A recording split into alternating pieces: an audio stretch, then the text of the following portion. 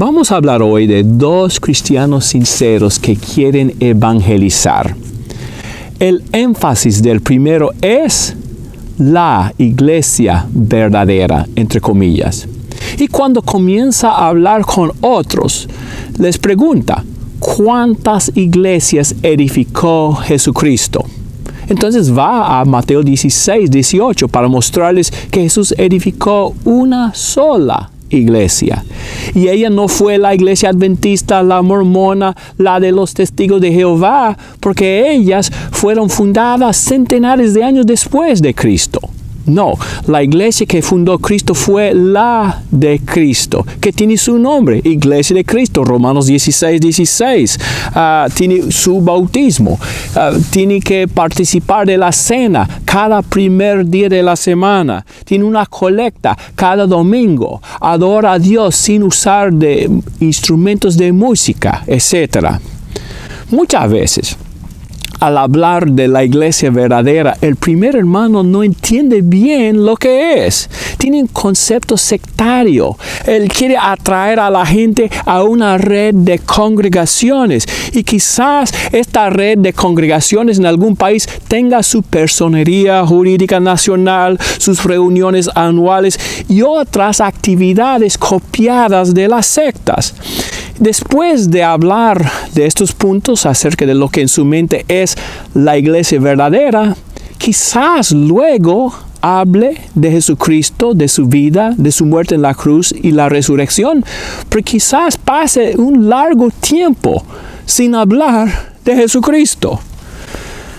El énfasis del segundo cristiano es Jesucristo y a este crucificado. La primera carta de Pablo a los Corintios, capítulo 2, versículo 2. Y su forma para introducir a un individuo a Jesucristo depende de las circunstancias. A veces él pide a sus amigos que lean porciones de un evangelio o del libro de Hechos con él. Quizás les hable del pecado, de sus consecuencias y de cómo Jesucristo es la solución al pecado. O quizás les ayude a creer en Cristo, hablando de la resurrección de Jesús, de los testigos que vieron a Jesús vivo después de su resurrección. Y luego les habla de lo que es la iglesia del Señor, todos los salvos en el mundo. Y les habla de la importancia de reunirse con congregaciones fieles que se sujeten a Jesucristo en todo y que les sirvan a Él conforme a la autoridad del Nuevo Testamento. Los dos hermanos, el primero y el segundo, mencionan algunos de los mismos puntos, pero hay una gran diferencia en su énfasis. El primero da énfasis al resultado del evangelio, la iglesia, y luego quizás hable de la fuente de la salvación, Jesucristo. El segundo hermano comienza a hablar de la fuente de la salvación, Jesucristo, y luego del resultado del evangelio, o sea, de la iglesia. Y es verdad que algunos que oyen al primer hermano a lo largo llegan a ver que es necesario ir más allá de cumplir con ciertos actos externos de adoración y hay que aprender a imitar a Cristo y dejar que Él cambie el corazón. Sin embargo, algunos que son enseñados por el primer hermano nunca llegan a ver la importancia de cambiar el corazón.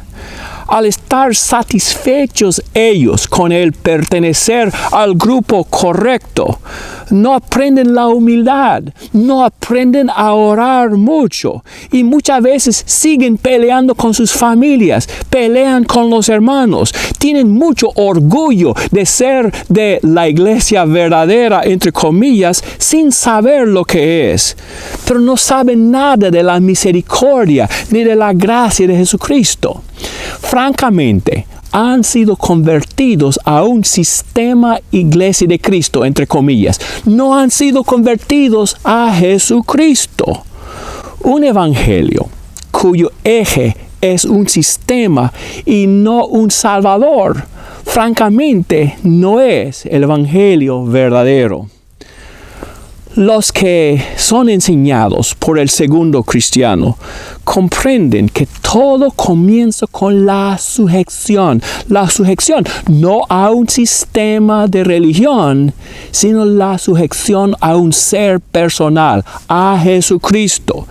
Desde el principio se esfuerzan en dejar que Dios cambie su corazón por medio de la influencia de su palabra, la espada del Espíritu.